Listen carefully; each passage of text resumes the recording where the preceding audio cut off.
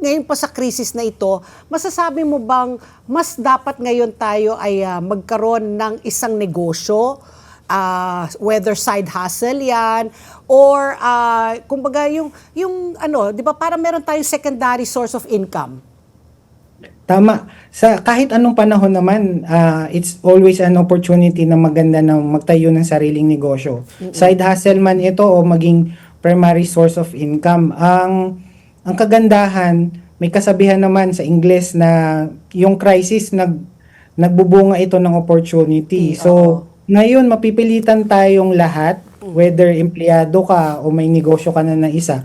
Baka kahit negosyante ka ngayon, gusto mo mag-venture ng another business kasi yung negosyo mo ngayon, katulad ng nabanggit ko, merong baka sa logistics segment siya ng MSMEs, talagang apektado siya. Tapos, gusto niyan tumingin may nakikita siyang opportunity, for example, ibang aspeto ng pagninegosyo, at nakita niyang doon siya hindi masyadong maapektuhan ng krisis ngayon at kikita, magandang opportunity rin talaga. Okay. Kay Sir Wally, ano ba yung magandang itayo ngayon na negosyo? Nga, kung sabi niya, it's always a good time na magtayo po ng negosyo, no?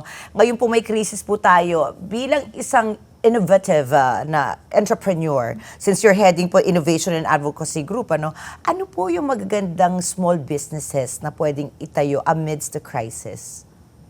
Well, ngayon talaga, for example, yung sinabi ko nga kanina, siguro yung mga negosyong nag-o-offer ng innovative energy saving practices. Such as?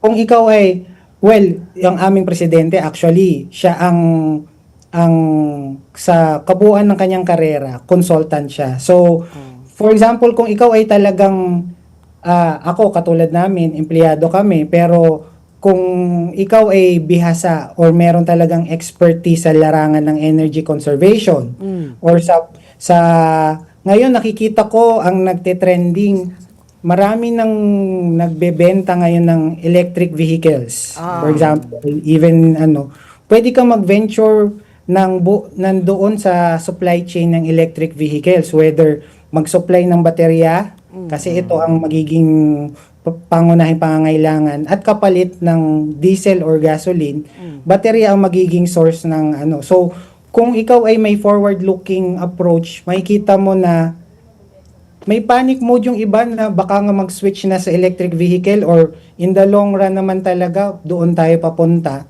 Maganda nang unahan mo na mag-engage ka na sa mga katulad ng mga business enterprise on renewable energy, electric vehicles, yung mga ganon. Magtayo ka ng sarili mong charging station. Magtayo ka ng solar plant. Maging distributor ka ng solar battery or whatever, di ba? Pero bukod pa doon, Sir Wally, kasi parang yung iba naman, di naman kakayanin na mag-invest sa mga electronic stuff, electric stuff, Ano po, halimbawa, ako ay, limitado lang po yung aking puhunan. Wala po ba kayo may sasuggest sa akin? Halimbawa, nasa bahay lang din ako, ganon. Ako, top of mind sa ganitong katanungan, medyo seasonal lang naisip ko. Ngayong tag-init, kung ikaw ay nagpaplanong magtayo ng negosyo, ang nakikita kong papatok or magiging mabenta, yung mga cafes na nag-o-offer ng mga iced cold beverages. Drinks, halo-halo. Kung mapapansin nyo, napakainit na, di ba? Tapos, yung iba magtitipid sa kuryente na mag-minimize muna ng aircon or So yung talagang ramdam na ramdam yung init. So itong mga ganitong cafes or small in the hole, small hole in the wall na mga negosyo, tingin ko kung maliit na or very humble beginning, ito papatok din ito.